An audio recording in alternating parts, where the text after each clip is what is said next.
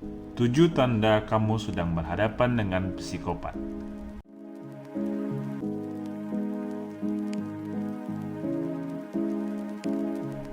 Pembohong patologis. Psikopat seringkali menginginkan kekuasaan lebih, baik di sebuah organisasi, sebuah hubungan, bahkan lingkungan di sekitarnya. Psikopat tidak tanggung-tanggung akan mengatakan apapun, sekali lagi apapun, demi mendapatkan apa yang mereka inginkan.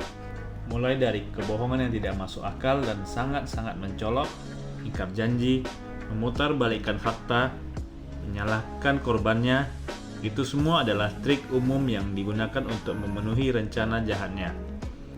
Dibanding membuat pernyataan sesuai kebenaran, psikopat biasanya senang membalikkan fakta. Ia melakukannya dengan sangat meyakinkan dan lancar. Psikopat juga tidak takut jika tertangkap basah ketika berbohong, karena ia bisa mengarang kebohongan lain untuk menutupi kebohongan sebelumnya. Karismatik dan mempesona. Psikopat pada umumnya sangat mempesona, setidaknya pada jumpa pertama. Mempesona tidak berarti mereka cantik atau tampan seperti selebriti. Hanya saja, ia mampu membuat dirinya terlihat sangat ramah, rendah hati, dan berteman dengan siapa saja.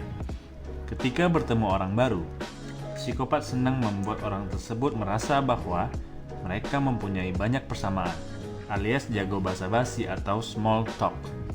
Hal itu dilakukan karena psikopat ingin orang tersebut percaya dan suka padanya agar nanti mudah dimanipulasi.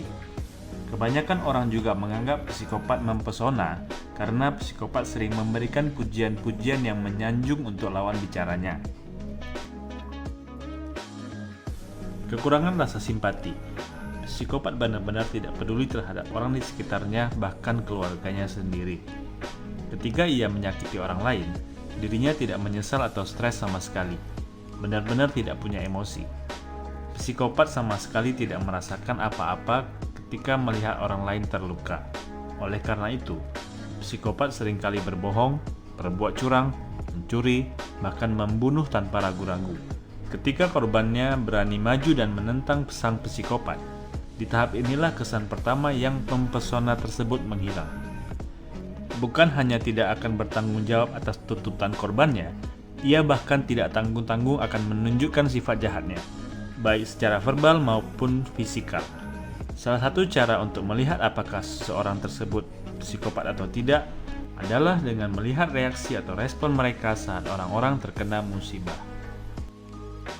Sejauh ini, apakah ada seseorang yang ada di pikiran kamu yang memenuhi 3 kriteria di atas?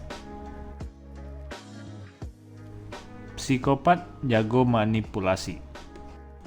Manipulasi adalah salah satu trik yang paling disenangi oleh psikopat. Ia suka melakukan bully dengan cara menguasai pikiran korbannya, mencari tahu kelemahan korban, memanipulasi korban dengan kelemahan mereka untuk melakukan hal-hal yang diinginkannya.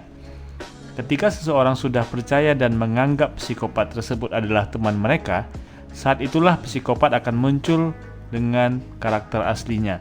Psikopat benar-benar menikmati situasi ketika ia membuat orang lain merasa bersalah dengan cara memutarbalikkan kata-kata untuk membuat orang tersebut merasa diri mereka lah yang salah.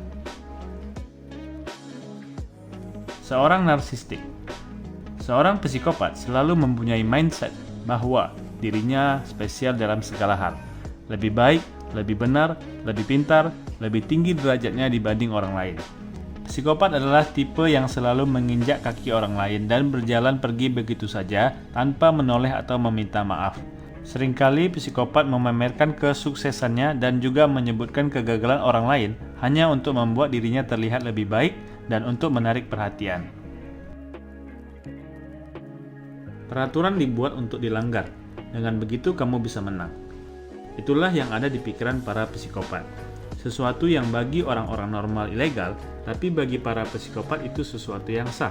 Psikopat adalah seorang narsistik yang tidak pernah mematuhi peraturan, karena ia merasa bahwa dirinya lebih baik dibanding peraturan yang dibuat. Inilah yang mengarahkan psikopat untuk melakukan tindak kejahatan, karena menganggap peraturan tidak berlaku pada dirinya. Dan parahnya, Psikopat senang mengajak orang lain untuk melakukan hal-hal ilegal bersama dengan tujuan agar orang tersebutlah yang menanggung akibatnya. Psikopat biasanya tidak mempunyai moral, dan jika ada pun itu hanya kepura-puraan sebagai atribut untuk memanipulasi. Bergaya hidup seperti parasit. Psikopat tidak punya masalah jika harus hidup menempel pada orang lain. Sebaliknya, itu menjadi salah satu tujuan mereka. Seperti halnya parasit, psikopat akan mengikat orang yang ia pilih untuk kepentingan dirinya dan tidak akan pernah melepas korbannya. Ia akan mencuri uang korbannya dan menggunakan barang-barang korban tanpa merasa bersalah sedikit pun. Psikopat melakukannya karena mereka tidak menghargai siapapun kecuali dirinya sendiri. Bagi psikopat, waktu dan energinya jauh lebih bernilai dibanding korbannya. Dia tidak keberatan jika harus menguras habis resources korbannya selama itu dapat menghemat miliknya. Psikopat mempunyai sudut pandang terhadap dirinya, orang lain, dan dunia ini secara berbeda. Logika dan emosi seorang psikopat jauh di bawah batas normal, sehingga membuat sifatnya menjadi menyimpang dan tak menentu. Dengan menyadari kriteria ketika sedang berhadapan dengan psikopat dapat membantumu untuk memahami apa yang tengah kamu hadapi sebelum terlambat. Psikopat yang sudah masuk dalam hidupmu tidak akan pergi secara sukarela. Kamulah yang harus memutuskan hubungan dengan dirinya.